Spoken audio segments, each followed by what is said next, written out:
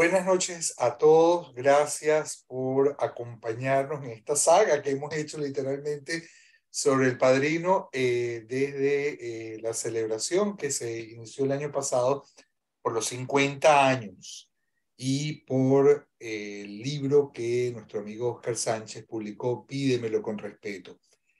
En esta ocasión nos toca El Padrino 3.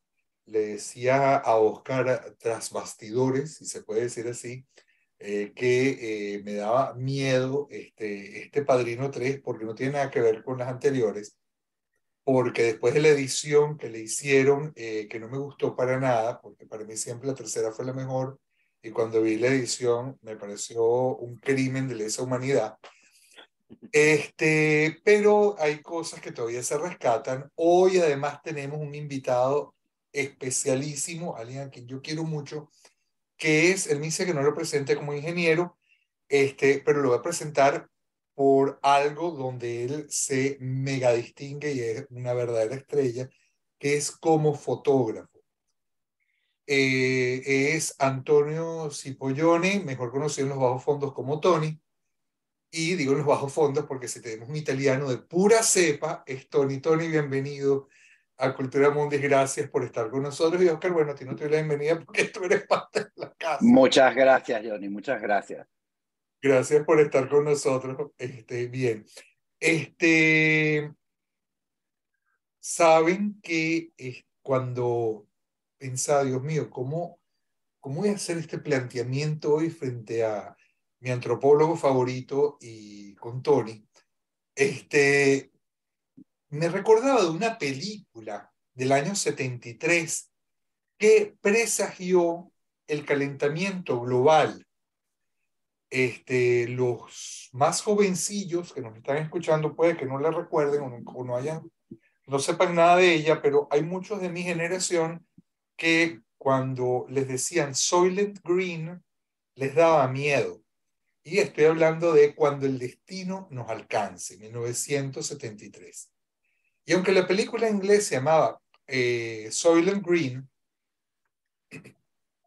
y el libro se llamaba Abran Paso, Abran Espacio, el título en español es el que me parecía el más apropiado, porque cuando el destino nos alcance.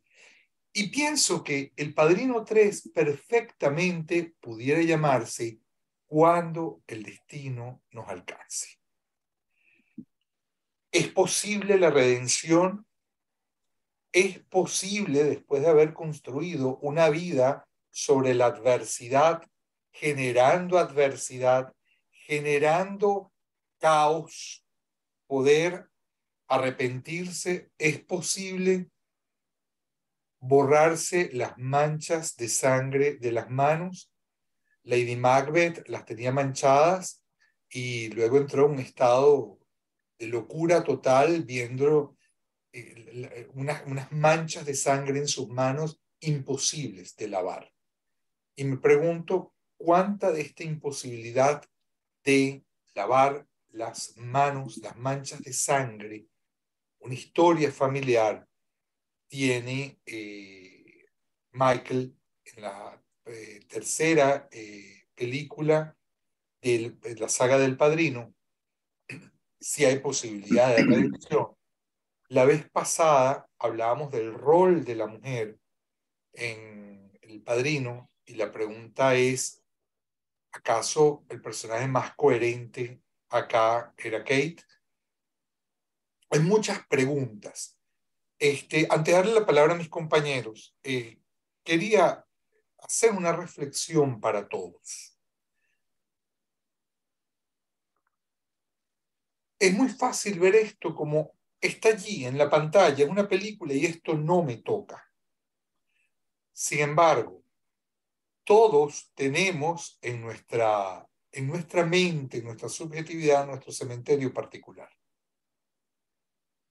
Absolutamente todos. ¿Y a qué me refiero con esto? Piensen cuando alguna vez han estado a punto de chocarlos, cuando alguna vez se les ha atravesado una moto, o en esos momentos en que uno dice, ojalá y la conciencia hace que uno se calle la boca, pero por dentro ya la intención, el crimen está. ese animal civilizado que somos, del cual hablaba Schopenhauer, que mencionaba Hobbes, podemos ir a la filosofía, está. Y los crímenes simbólicos pueden ser de muchas maneras. Está la reparación, está el perdón, está el arrepentimiento, pero ¿cuántas veces y qué necesitamos en nuestras vidas privadas para lograr la redención? Y no estoy hablando de un plano religioso, estoy hablando de nuestra relación con el perdón por la vida que hemos llevado y por las intenciones en la vida.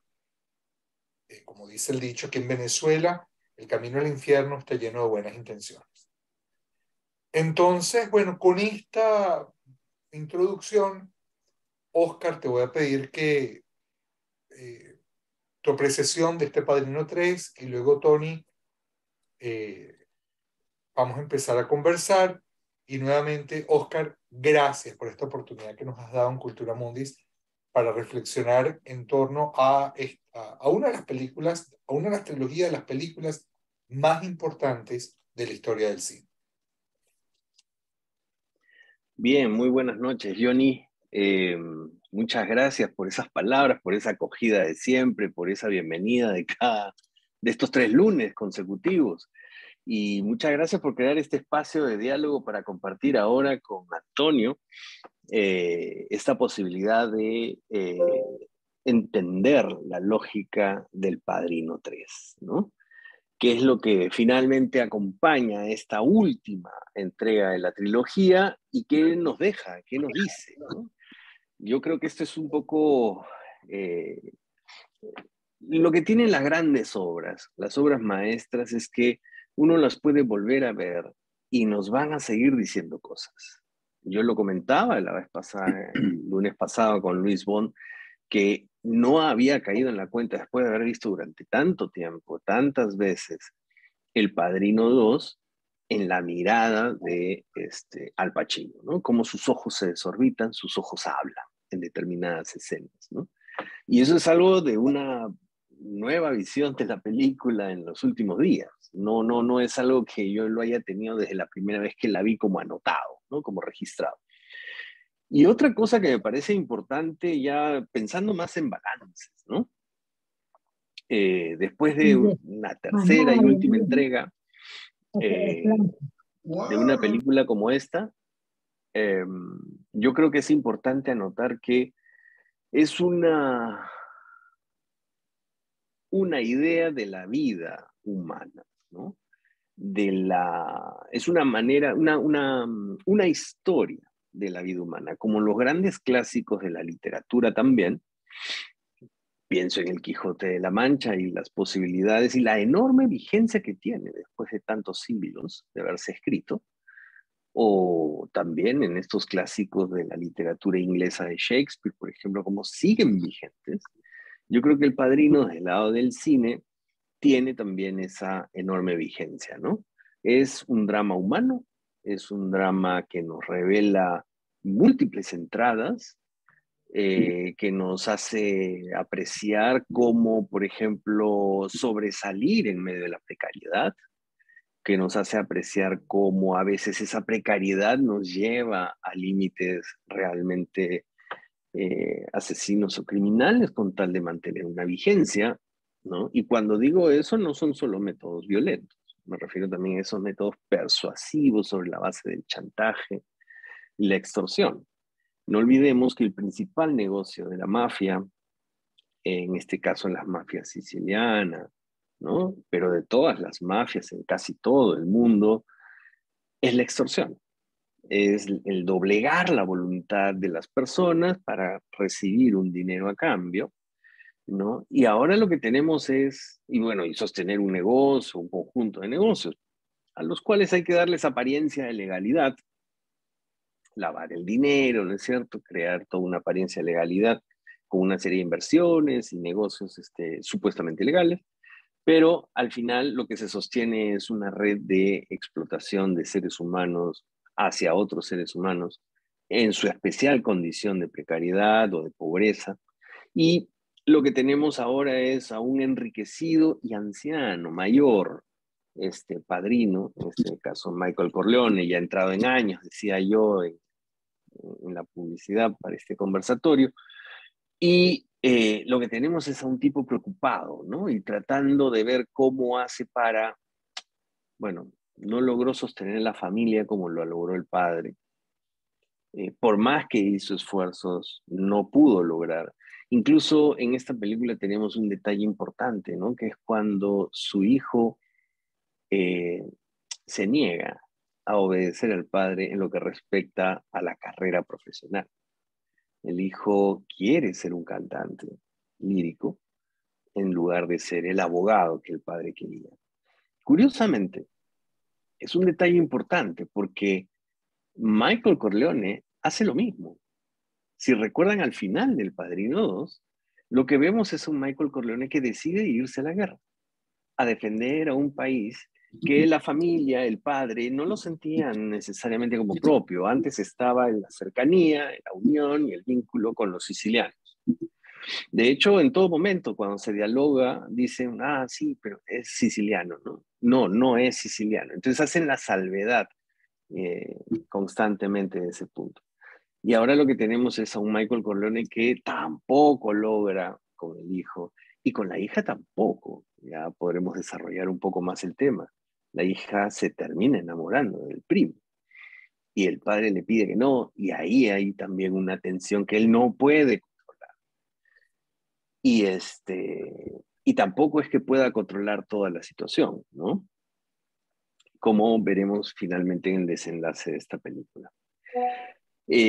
Salvo esta entrada inicial, a manera de acercarnos a la película y también como haciendo un balance de la trilogía, no quiero abundar más en detalles y sí darle la palabra a Antonio, nuestro invitado para el diálogo de hoy, a ver cuál es su perspectiva, cuál es su punto de vista o cómo piensa abordar esta trilogía y específicamente esta última entrega.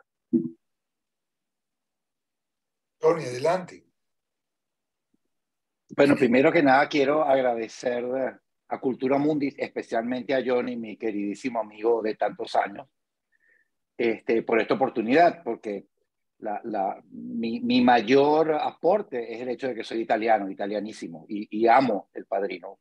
He visto las 3 películas infinidad de veces. La película El Padrino en Internet Movie Database está catalogada como la segunda mejor película de todos los tiempos. El Padrino 2 está en el 4º lugar y El Padrino 3 no aparece en la lista de las mejores 250 películas. Esto es algo muy significativo. Coppola lo contratan para hacer esta secuela, para hacerla 16 años después de la última. Él pide 6 meses, le dan 6 semanas, porque la película tenía que estrenarse en diciembre. ¿Qué hace Coppola? Agarra y repite, trata de repetir la secuencia de acción de las otras 2, porque fueron sumamente exitosas. Está la fiesta para los italianos es importantísima. En la fiesta se come, se establecen vínculos, se agrandan o se rompen vínculos. Depende de quién tú invitas, quién no invitas, depende de la calidad. Y es un momento adecuado donde las defensas están bajas, por eso se llevan a cabo negociaciones. Eso ocurre en la 1, en la 2 y en la 3. Después viene la trama. La trama, en el caso de la 1, es Solozzo que quiere meterse en drogas. Después aquí en la 2 es bastante más complejo porque hay 2 historias paralelas. Después aparece el enemigo desconocido. Él nunca sabe quién es su enemigo realmente, pero es suficientemente inteligente, lo hace Vito Corleone cuando le dice a Tom Hagen, Tartaglia es un estúpido, él jamás hubiera podido hacer lo que hizo, tenemos que entender quién es el que está detrás, y el que está detrás efectivamente es Barzini. Ocurre en la segunda, cuando él no sabe quién es realmente su enemigo, finalmente descubre que es Herman Roth y se destruye su vida cuando se da cuenta que el hermano es quien lo ayudó, aunque haya sido inconscientemente. Lo mismo ocurre aquí, él no sabe que es Altobello hasta el final. que se da cuenta que es Alto Velo el que realmente estaba detrás de todo eso. Y su enemigo aparente, que es Johnny Sasa, le dice, no, ese no puede ser porque ese es un idiota, él jamás podría hacer algo importante. Entonces se repite nuevamente y al final, ¿qué ocurre? Determina quién es su enemigo desconocido, acaba con todos sus enemigos y sigue viviendo feliz. Y esa es la gran diferencia con este Padrino 3. Aquí, si bien acaba con sus enemigos, él no termina bien. Él pierde lo más preciado que tiene en su vida, que es su hija. Y de alguna manera, quizás el Padrino 3 trata de corregir el error de hacer una apología del delito en el Padrino y el Padrino 2. Porque la verdad es que uno acaba queriendo a los personajes, uno acaba identificándose con los personajes por la familiaridad, por el amor, por los principios básicos con los que uno fácilmente se puede identificar y pierde de vista que son asesinos, que son gente, como apuntaba Oscar anteriormente, que viven de la extorsión, de tomar las personas más débiles y sacarle fruto. Tony, perdona que te interrumpa. Con lo que estás diciendo, podríamos decir que el error del Padrino 3 fue que no es la redención de Michael, sino la de Coppola. Es una película moralista.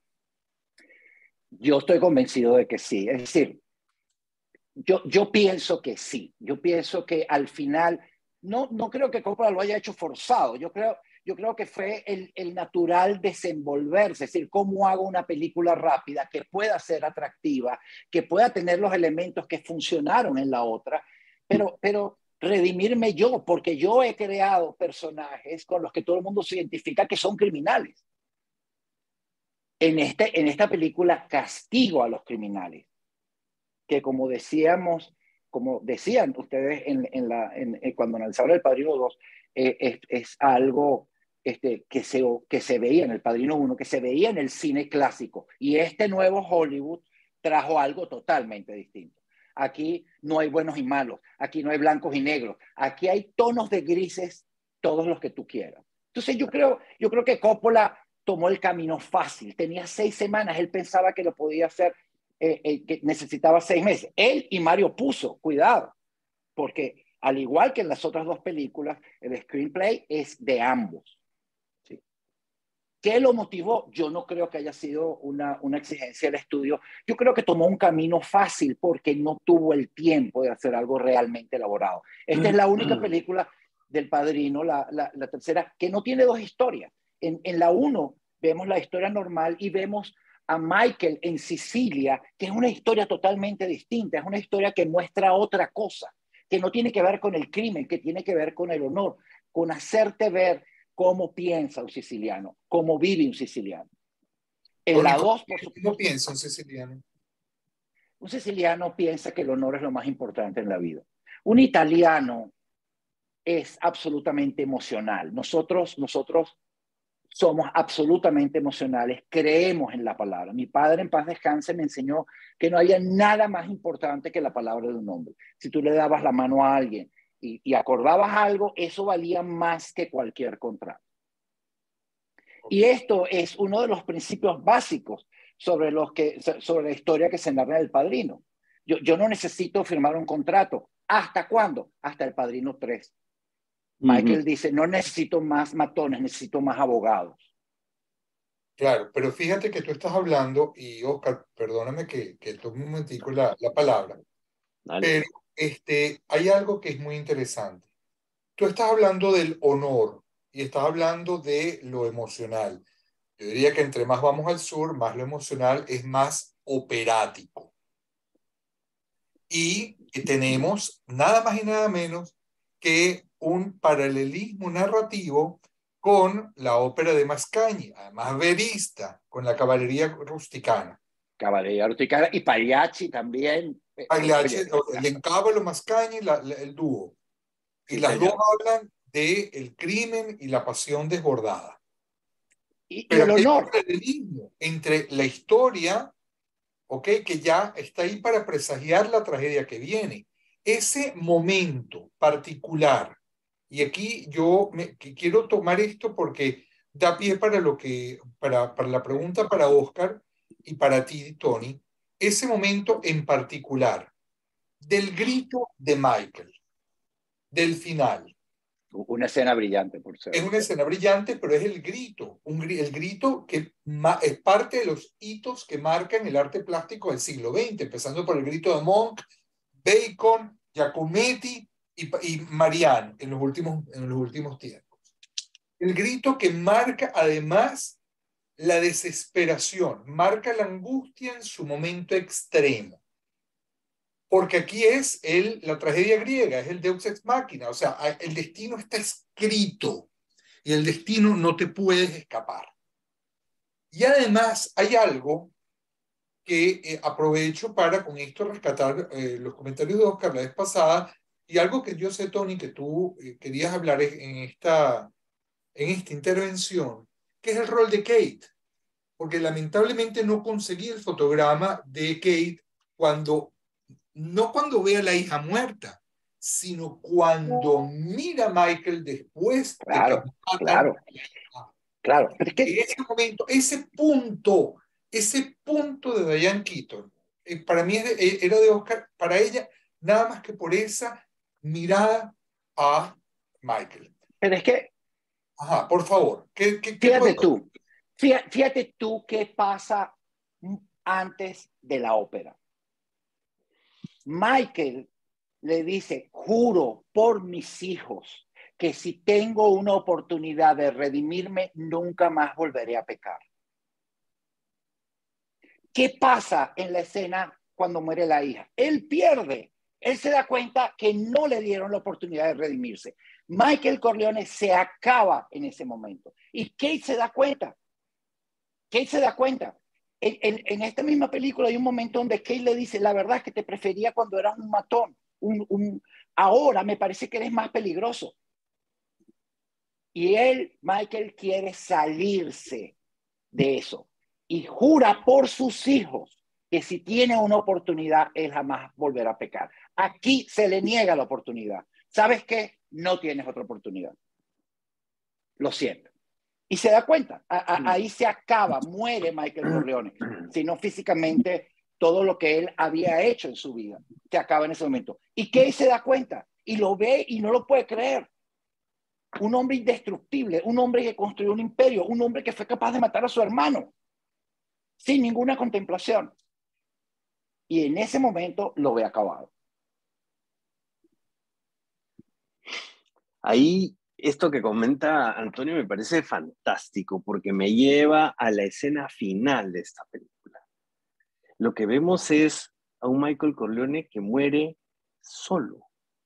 Está sentado en su silla, en esa misma finca en la que alguna vez él estuvo, donde amó a Polonia, donde vio morir a Polonia. Él regresa a esta Sicilia y lo vemos ahí, pero no hay nadie a su alrededor. Pero muere Absolutamente nadie. pero muere igual que Vito. Pero Vito tiene un entierro con honores. Cuando Vito muere, está solo. Bueno, se le acercaba el nieto y él moría. Eso, muere jugando con su nieto, digamos, ¿no? Es verdad. Hay un punto aquí que me parece importante resaltar, porque vi el fin de semana la película en Paramount Plus y algo me hizo muchísimo ruido, el principio y el final de la película. Paramount Plus hizo una edición totalmente distinta. ¿Ah, sí? Totalmente distinta. La película original que tienen que ver es esta, que es el corte que hizo Francis Ford Coppola. En esta película, la película comienza como debe comenzar, con la fiesta, mejor dicho, con la imposición de la medalla por el Vaticano y después la fiesta. En Paramount Plus comienza con la negociación en el Vaticano, que en la película original pasa 4 escenas después.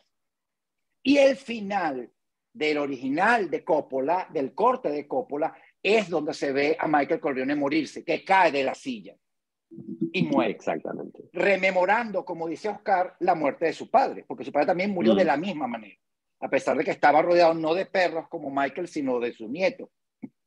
En el final de Paramount Plus, esa escena no aparece. La película termina cuando él se pone las gafas de sol. Se los puedo asegurar porque la vi el fin de semana. Me pareció terrible. La verdad es que me Sí. parece que son dos elementos que cambian Claro, dramáticamente la intención. Un claro. detalle curioso que quería compartir. Otro dato que yo también quería plantear acá para animar la conversación, y surge a propósito de un artículo que está en este libro que estamos compartiendo también en este conversatorio, ¿no? Que es el de Pídelo con Respeto. Aquí hay un artículo del historiador Fernando Armas, que es, aquí en Perú es un conocido historiador de la Iglesia Católica. Y, y además, seguidor y fanático del Padrino, nos hizo una entrega, una contribución para este volumen que se llama Religión, Tradición y Salvación. Símiles rituales en la trilogía del Padrino de Coppola del 72, 74 y 90. Y justamente uno de los puntos, ahora leía el artículo en la mañana, decía, ¿qué puntos me nutren, ¿no? Para la posible conversación de más tarde? Y un punto interesante es cómo este historiador nos cuenta que desde la Edad Media Europea, y está bastante bien investigado, existe en la tradición católica esta necesidad de generar la angustia por la salvación, ¿no? Claro. Y hay una presión muy fuerte sobre la moral, sobre las costumbres, sobre los ritos antiguos considerados paganos, qué sé yo, que le daba, digamos, una cierta orientación a la vida de las personas que heredaban tradiciones antiguas no cristianas. Y que, bueno, terminaban pues en la Inquisición bajo el epíteto de brujería, ¿no? Pero esa presión enorme convierte a las personas en personas muy angustiadas por el tema de la salvación. Y algunas personas finalmente terminan brindando la interpretación de que, bueno, se pueden cometer ciertos actos reñidos contra el catecismo, por ejemplo, siempre y cuando después te confieses y te arrepientas, ¿no? Claro, claro. Entonces, aquí lo que hace este autor es un interesante vínculo entre cómo estos mafiosos, y no solamente los de esta trilogía que nosotros estamos viendo en todos nuestros países latinoamericanos, esto es muy común, siempre tienen imágenes religiosas asociadas, ¿no? Que los acompañan, que los cuidan, que los protegen en sus fechorías, ¿no? Y el caso del Padrino es interesante ver cómo, especialmente en el Padrino 2, se destacan las procesiones en Little Italy, Claro. ¿no? Aparece la imagen de una virgen en esta procesión, pero la procesión más famosa en Nueva York, del Little Italy en Nueva York, es la procesión de San Gennaro, Así que es, si San bien es Gennaro. el patrono de Nápoles, también los sicilianos lo adoptaron como su patrono en estas villas, en estos barrios, guetos, ¿no? de inmigrantes italianos, ¿no? Y volvemos a ver una procesión semejante en la 3, Aquí. ¿no? Cuando finalmente se deshace Mancini de quien luego va a suplir a Michael Corleone, de Joey Sassa, De ¿no? Joe Sassa. De Joey Sassa, exactamente. Nuevamente la figura de la procesión, etcétera, como un elemento central, salvífico, y creo que un dato más antes de terminar con esta idea. Habíamos dicho la semana pasada el tema de la confesión, ¿no? En esta tercera entrega. Y hay un momento en el que Michael Corleone tiene al que va a ser el futuro papa, ¿no? Juan Pablo I, y le dice, ¿se quiere usted confesar? Y el tipo creo que por primera vez, ¿no? Admite los crímenes que había cometido, que había realizado. Y ahí identificábamos esta película con otro de los sacramentos de la tradición católica, ¿no? Y una amiga me hizo ver la semana pasada, después del conversatorio, y dijo, pero también hay algo más en El Padrino 3. Y es que encontramos por ahí en una escena al hijo del consiglieri. Al hijo del consiglieri que Sí, está claro. hecho un sacerdote. Sí, señor. Exactamente. La El hijo de ordenación Tom Hagen. sacerdotal, el hijo de Tom Hagen, correcto. La ordenación sacerdotal en la tradición católica es otro sacramento, ¿no? Entonces hay siempre la presencia de varios sacramentos de la tradición católica en estas entregas, ¿no? Bueno, yo ahí no continúa Tony. El hijo en El Padrino 2, la fiesta es por la primera comunión de su hijo. Correcto, correcto. Es decir, y el tema de la angustia, bueno, no es un tema un tema que me fascina, el manejo, la media de la iglesia, pero no viene para este caso. No sé si, si después, dentro de la trilogía del Padrino, hay solo 3 personajes que están en las 3 películas.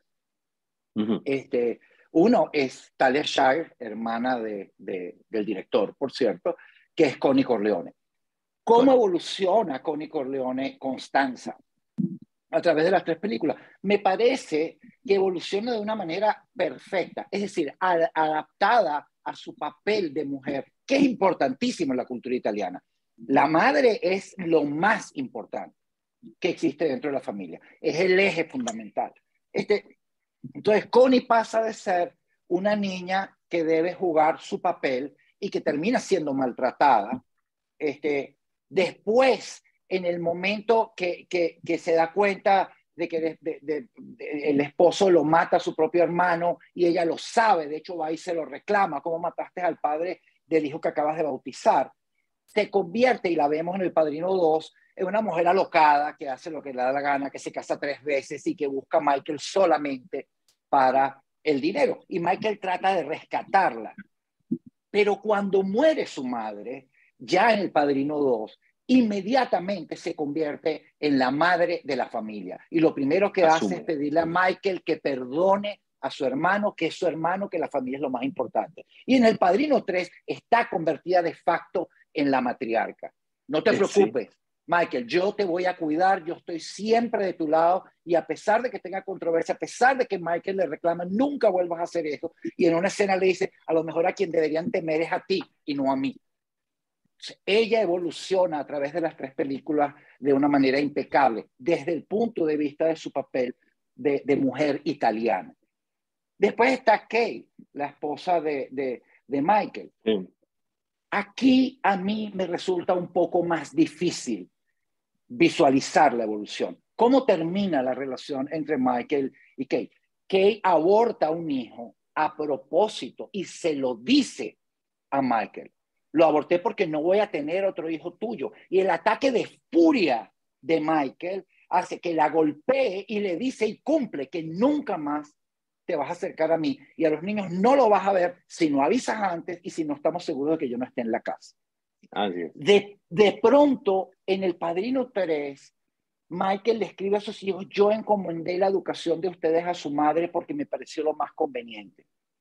Y Kay logra de alguna manera congraciarse, volver a ver al Michael de que se enamora. No solamente eso, se lo dice expresamente. Michael, yo siempre te he amado y siempre te voy a amar.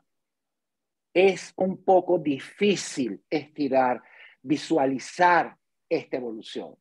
Pero eso nos lleva al tercer personaje, que es Michael en sí mismo. ¿Es realmente posible pensar que Michael Corleone del Padrino 2 puede convertirse, por la razón que sea, en el Michael Corleone del Padrino 3?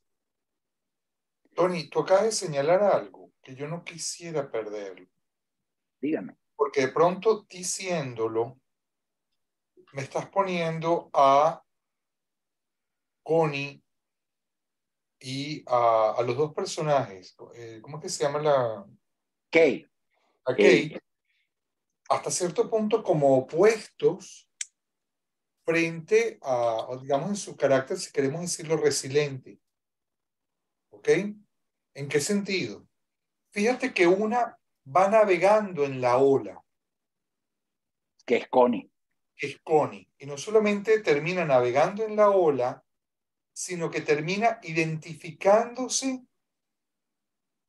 con un modo de hacer con lo que genera la tragedia en su familia, que es la maravillosa escena de ella viendo cómo este señor se comía el dulce. Sí, los cannoli, por favor. Los cannoli. En vez de mirar hacia allá, estaba viendo. O sea, su ópera, la tragedia, el desenlace, y ahí es donde está la dualidad narrativa, era justamente, su escenario era allí.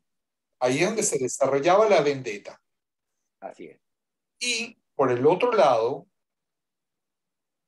¿cuál es la salida resiliente de Kate? ¿Kate es resiliente o su salida es dejar el barco? Que esa es su mejor manera de poder hacer frente a toda esta locura que sucedía. Y cuando él le empieza a hablar de amor, que es el cuento que ella quiere escuchar, es el cuento que ella quiere creer, se da cuenta que ella nunca tenía que estar allí. ¿Por qué? Porque es la muerte de la hija. Entonces, aquí es donde, yo no sé, plantea una cosa muy terrible frente a lo que puede ser lo adverso, la tragedia, la profecía autocumplida, la tragedia impuesta en la vida, no sé cómo lo querramos llamar, pero o nos montamos en la ola o nos salimos. ¿Cómo tiene que ser la inmensidad de la tragedia o de una situación en la vida y con qué recursos podemos nosotros decir, basta y yo puedo transformar esto, hacer con esto? Porque la salida de Kate fue salirse. Fíjate tú, cuando dice, recuérdame las Tony, lo de cuando él se va a confesar y le dice, ¿acaso es posible? ¿Cómo es que dice Tony la frase? Dice, what's the point of confession if I don't repent? ¿Cuál es el sentido de la confesión si yo no me arrepiento? Entonces si no hay una revisión subjetiva real, no Así hay es. la redención. Eso es lo que él le pregunta al especialista, al que se encarga de salvar almas. Y es una pregunta increíblemente válida, incluso en el contexto de lo que decía Oscar antes.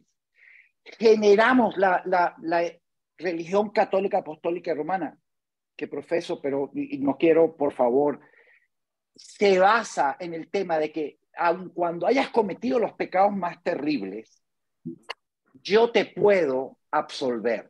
Porque cuidado, Michael dice, ¿qué sentido tiene la confesión si yo no me arrepiento? Pero al final, el cardenal lo absuelve. Efectivamente dice, ego, te absolvo. Has cometido cosas terribles, es justo que sufras.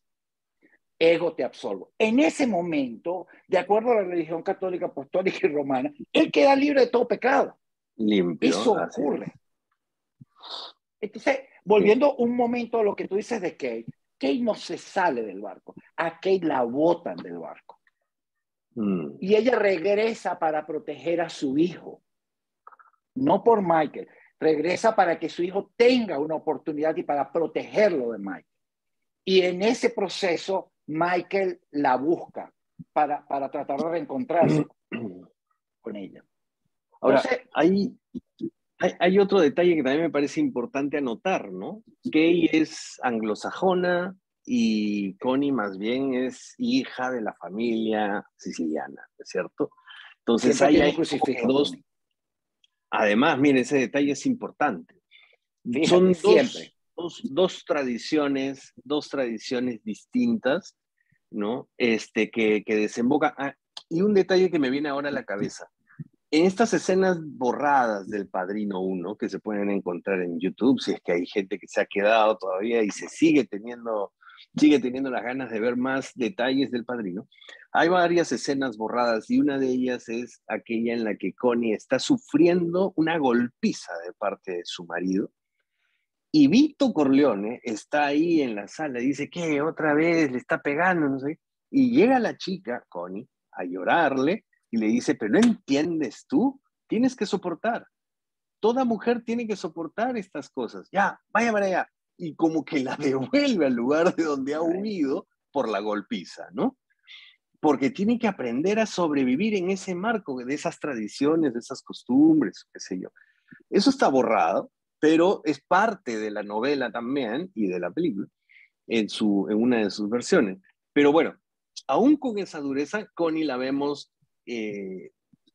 luego siendo una de las lideresas matriarca, mencionaste tú, Tony. Y sí, coincido plenamente porque ella está al lado del hermano que ya está cansado y enfermo. No nos olvidemos que él también ya ha tenido un ataque de diabetes que lo puso al borde de la muerte. Y quizás ese contexto de enfermedad tan duro puede ser el que lo esté moviendo, ¿no? De sus habituales cánones, pero no deja de ser, quizás porque fue una historia hecha así a trompicones, ¿no? Una historia hecha contratiempos, rápida, como nos contabas tú también al inicio, no deja de ser una historia que a veces llega a estos lugares comunes, ¿no? Enfermedad, arrepentimiento, ¿no? Final, soledad, ¿no? De un mafioso como este, además, ¿no? Entonces no deja de haber ciertos elementos como moralizantes o aleccionadores, como un recurso quizás rápido, ¿no? Aunque la historia no deja de ser fascinante también, ¿no? No llega a ser como la segunda, como la primera, pero no deja de tener una trama interesante por medio, ¿no? No, absolutamente. Yo creo que el grave problema del Padrino 3 es el nombre. Es decir, si esta película no hubiera sido parte de la trilogía, hubiera sido una película aparte, Sí. hubiera sido mucho mejor vista que haber sido la tercera parte de dos obras maestras. Mm. Quería pedirle al público, a los que nos están escuchando, que si quieren intervenir, por favor, los micrófonos están abiertos o pueden escribir en el chat y con mucho gusto leemos su opinión, sus preguntas. Por otro lado, quería, Tony, Oscar, si tuviéramos que ir concluyendo, yo quisiera que si pudiéramos apuntar a qué nos dice la trilogía y qué nos deja qué nos deja el Padrino 3 y qué nos deja la trilogía. Oscar. Tony. tengo algunas cosas por aquí. Es que las preguntas de Johnny a esta altura. No. Si quieres comienzo yo, tú me dices. No, tengo aquí una frase que me está dando vueltas hace rato. Y es la que compone o que titula la canción que el hijo le canta con una guitarra a su padre en una de estas comidas, ¿no? Arde la tierra. Entonces, si le prestamos un poco de atención a la letra de esta melodía, de esta canción, que la melodía suena desde el Padrino 1, pero aquí ya tiene letra. Aquí cantan, sí, tiene letra, así es. Y el hijo además le dice, es una canción de Corleone, de donde viene la familia, ¿no? Y empieza a cantar y habla del ardor, ¿no? Ese tema del ardor te puede remitir al fuego de esos veranos del sur de Italia tan intensos, ¿no? Pero también te puede hacer recordar el dolor, ¿no? Una tierra de dolor, lo dicen en El Padrino 3, cuando Kay le pregunta a Michael, ¿pero por qué, no? Y también te puede hacer mención a esa furia de la que yo también comentaba la vez pasada y ahora de nuevo, ¿no?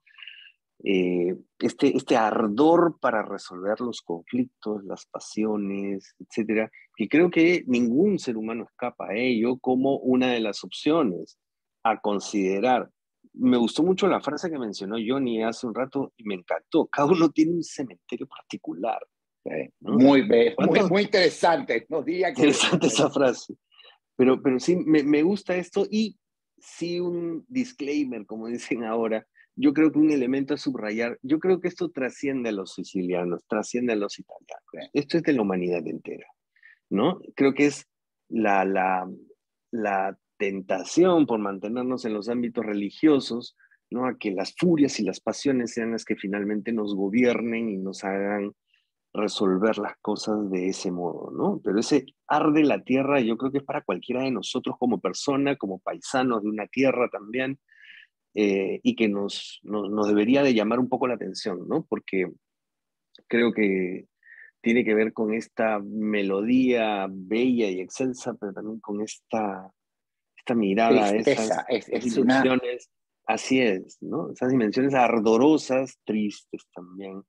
Fruto de la pobreza, esa tierra no era por gusto que era pobre, ¿no? Y que tenía este tipo de organización, ¿no? Tony, a ver. Y fue arrasada por montones de civilizaciones. O sea, Reinos. Sicilia en particular fue la prostituta del Mediterráneo. Todo el mundo fue dueño de Sicilia en algún momento de la historia. Y todos dejaron algo y se llevaron mucho. Respondiendo a la pregunta de Johnny, yo creo que la trilogía, y esto viene a colación de la primera vez que Johnny y yo hablamos del Padrino. Yo creo que hay varias facetas, Una faceta que yo encuentro fascinante, que siempre he encontrado fascinante, es la faceta de la administración.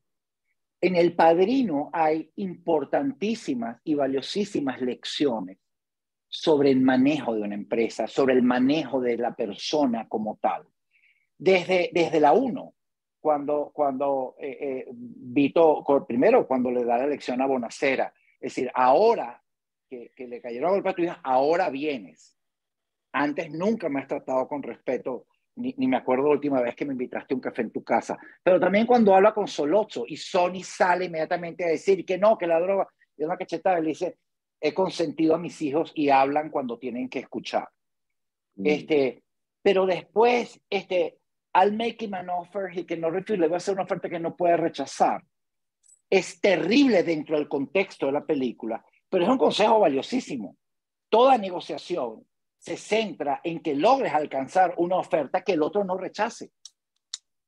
En toda negociación, lo que pasa es que en toda negociación ganas y pierdes, si no la negociación termina por no ser equilibrada. Aquí la oferta se basa en que solamente tú ganas. El Padrino está lleno en las 3 películas de frases extraordinarias. Michael en El Padrino 2, cuando están planeando cómo asesinar, y Tom Hanks le dicen, es imposible asesinarlo. Y Michael dice, si la historia nos ha enseñado algo, es que puedes asesinar a cualquiera. Es absolutamente cierto. Mataron a Julio César, es decir, y de ahí en adelante mataron a Kennedy. Es decir, su mensaje no es verdad, todo se puede lograr.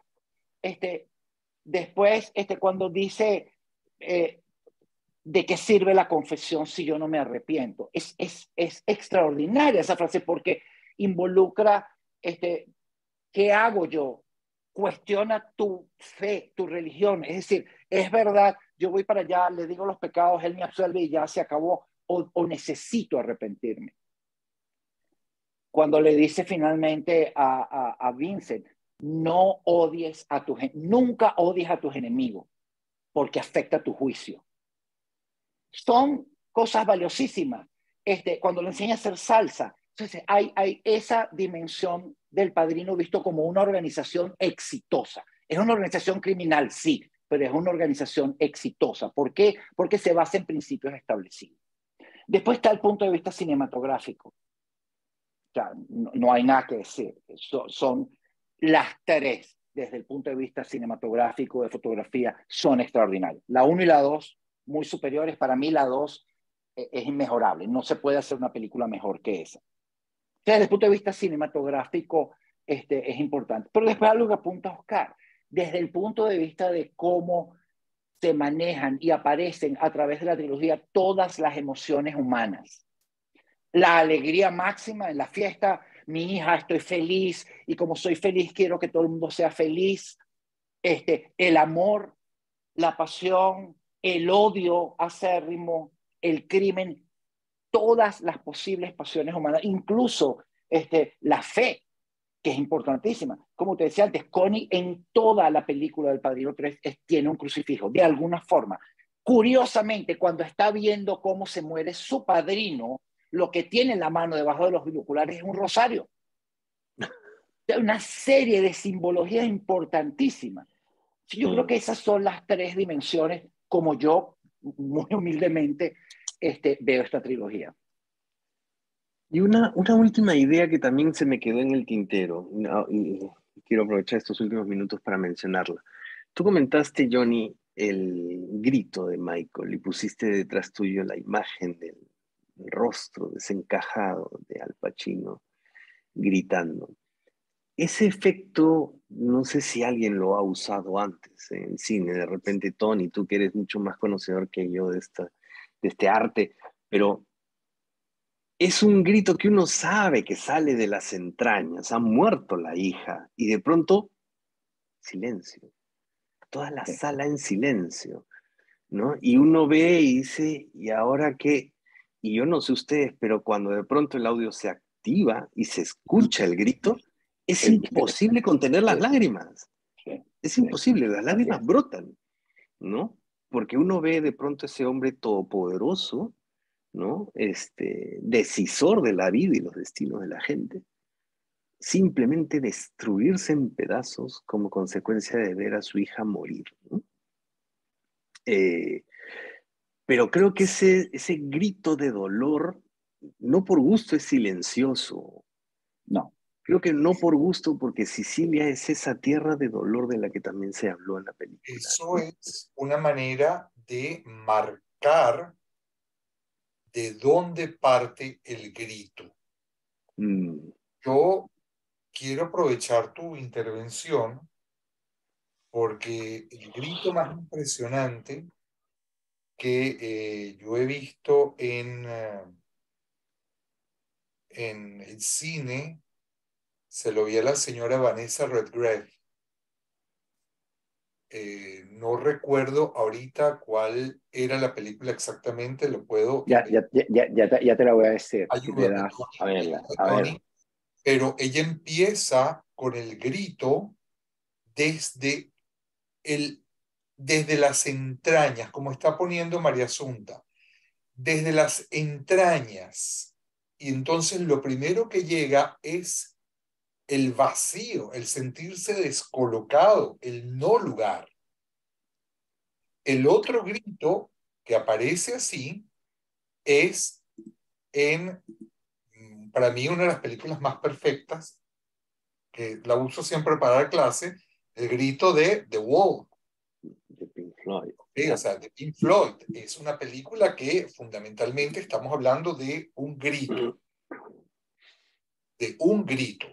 Y el grito de Michael acá parte, porque fíjate que hasta la mirada que yo les hablo de Kate en ese momento es precisamente en el silencio. Y no hacen falta palabras. A veces el silencio grita más que todas las palabras del mundo. así es. Eh, Tony estaba marcando algo que obviamente como psicoanalista me tiene que mover el piso y prácticamente sería como para hacer una cuarta entrega y bueno, no se trata de eso, pero Julia.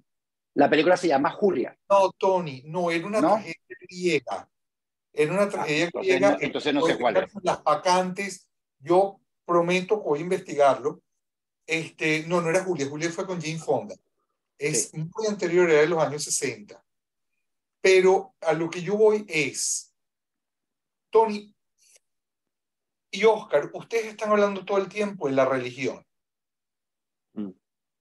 pero hay un fenómeno muy del siglo XX y especialmente después de que Teodoro Adorno dijo que después de Auschwitz no se puede escribir poesía, que es la muerte del padre.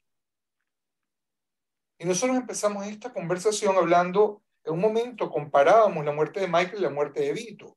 Y Así es. Oscar decía, bueno, pero Vito muere viendo al nieto, qué alegría, este muere solo. Pero aquí, Oscar, y perdónenme un poco las troyanas, Doris, gracias Doris, las troyanas, si Las no la han visto, troyanas. por favor, véanla porque eso es una joya. Y el grito de Vanessa Redgrave en Las Troyanas es una de las lecciones de actuación más brillantes que yo he visto en mi vida. Gracias, Doris.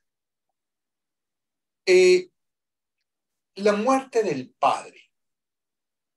¿Qué es la muerte del padre? De una u otra manera, Lacan hablaba de cómo la sociedad se sostiene a través de los reguladores simbólicos que nosotros tenemos. Cuando Hobbes decía, la única manera que haya paz en un Estado es que le deleguen el poder de la sociedad al rey. Y Al que el padre. rey, o sea, que es el padre. Cuando nosotros no tenemos, dirá Lacan, esos reguladores simbólicos que de una u otra manera nos marcan un orden, una sociedad se vuelve, es donde viene el caos, o es, que ahí lo tenemos en una serie de Netflix, Fauda, el desastre, el caos, porque es un grupo que se dedica justamente a ir más allá cuando ya el caos está planteado y no hay ley. La ausencia del padre es la no ley, es el no orden, y en un individuo es la locura, si no tiene algo que lo contenga. Y fíjate entonces, ella sí, ella tiene justamente para ver el crimen y por debajo está el rosario. Si el rosario Así estuviera es, encima, lo haría, absolutamente. ¿entiendes? O sea, el final es la caída del padre. O sea, ¿qué peor caída para un padre que la muerte de un hijo? Como consecuencia de sus propias acciones. Kate todo el tiempo está tratando de salvar, tratando de ser padre, porque Michael no es. Michael es el que intenta ordenar el deseo de todo lo que está alrededor, y esa es una posición muy perversa. Entonces, fíjate que de una u otra manera, entonces, y aquí voy a aprovechar, y me disculpan, pero durante todos estos días, y gracias a la petición de muchos de ustedes que nos han dicho que quieren seguir escuchando a Oscar Sánchez, Oscar hemos estado trabajando sobre el tema de la resiliencia.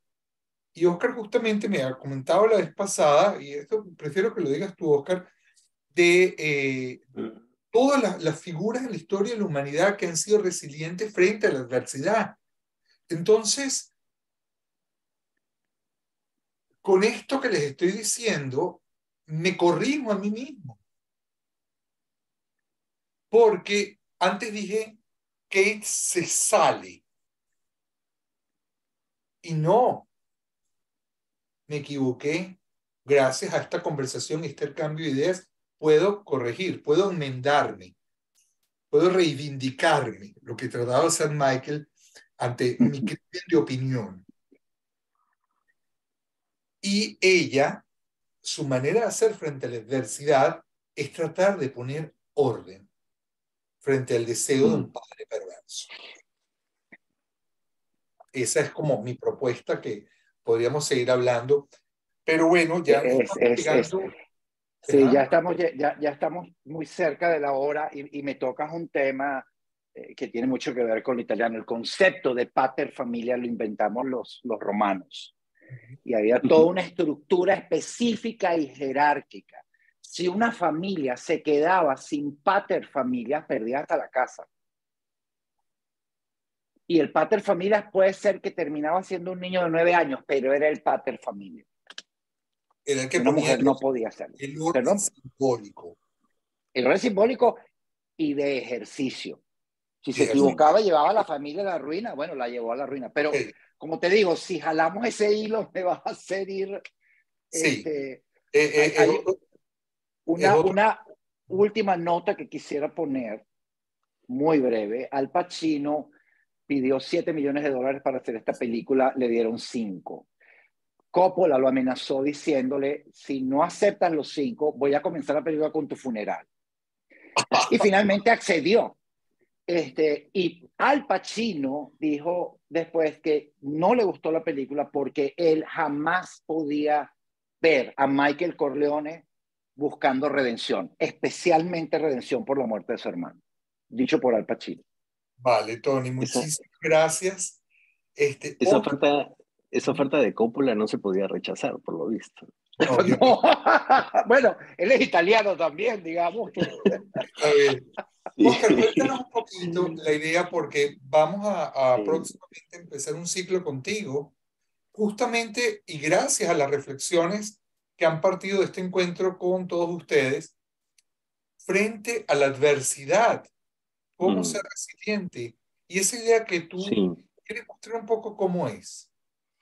Sí, muy brevemente. Mira, partamos de estas 3 semanas que hemos venido conversando, estos 3 lunes que hemos venido conversando sobre el padrino es esa figura de un pater, ¿no? Que logra poner orden, protección, en un escenario de mucha adversidad, ¿no? Y esta escena que Tony ha vuelto a rememorar, ¿no?